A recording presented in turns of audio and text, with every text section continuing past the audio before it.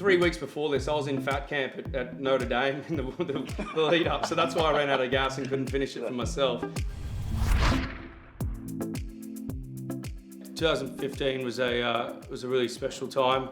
I mean, going back to before the World Cup, Michael Checker, just before we went to Chicago for our pre-World Cup camp, told me that I wasn't in good enough nick, so I was put in Fat Club, myself and Will Skelton. Hope he doesn't mind me saying that, but the two of us would be called over by the trainers to do extras while the other boys are just putting their feet up and heckling us. Tough times, but what it did do was get me in a position physically to compete at the World Cup.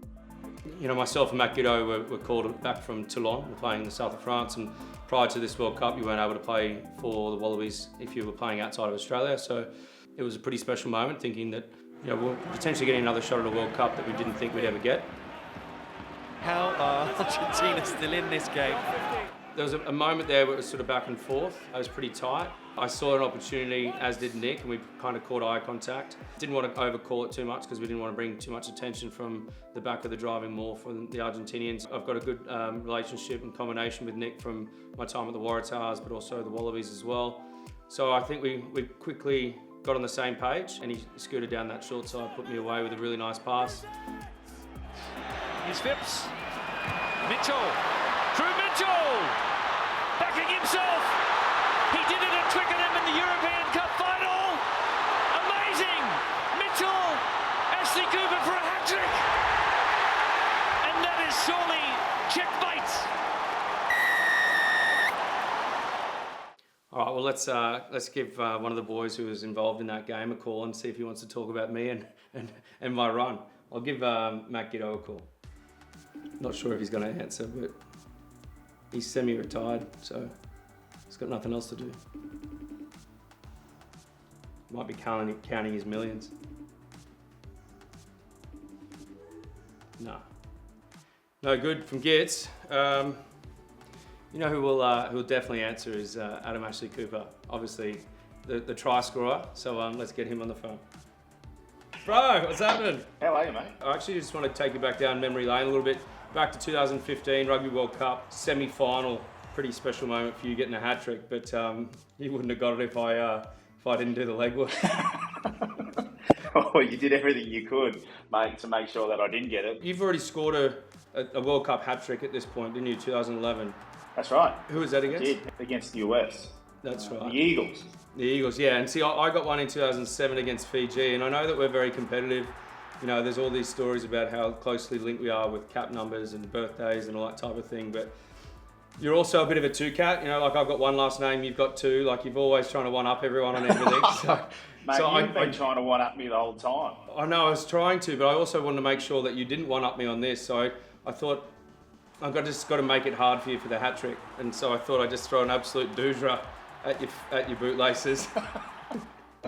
Oh, mate, it was absolutely dog. That's what it was. Let's just call it for what it is. Yeah, look, it was pretty Although poor. you've never really been strong from left to right. Yeah, that's what I was really been great left to right. And that's your dominant hand as well, isn't it? Well, no, I'm left-footed but right-handed. But I just never, I'm not much of a, that's why I'm on the wing, I'm not much of a passer, but just thought, yeah, make it difficult for you. And plus, mate, 3 weeks before this, I was in fat camp at Notre Dame in the lead up, so that's why I ran out of gas and couldn't finish it for myself. Which is pretty, I guess, typical at 65 minutes, isn't it? Thanks, bro. Yeah. Oh, well played, because I think you were tripping over at the time as well. Mate, I'm lactate intolerant. You know what, I'm actually really filthy looking back on that. I could have probably just put the left arm out and maybe 5 metres short. I probably would have gone over with momentum, and then we wouldn't even be talking to you right now. I remember talking to you about that game, the Argentina game, a couple of times, and you found it really funny that all the Argentinian guys were crying. I'm just throwing you under the bus. They do that here. a fair bit, don't they? I don't think we've ever had that conversation, but I just thought we'd throw you under No, we haven't. We haven't. But we can talk about a lot of other conversations that we've had with that World Cup. That's not so PG.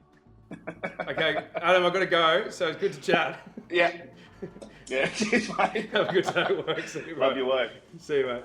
Miss you, bro. Love you. Bye. Love you, bro. Bye. I've become really close friends with Adam and also a really big part of his family as well, which has been really special. And people talk about some of the accolades that he's achieved and the man that he is. Like I don't know, I feel a sense of pride being a part of some of that and being able to witness it firsthand and to be able to call him such a good friend because whilst what he did on the field was incredible, he is a guy off the field is also incredible, and it's good to kind of be out there and sharing those moments on the field, but it's also nice just getting in the sheds and just sitting there and taking a moment and tapping the top of your beer and just appreciating those moments because now that we're retired we don't get those as well.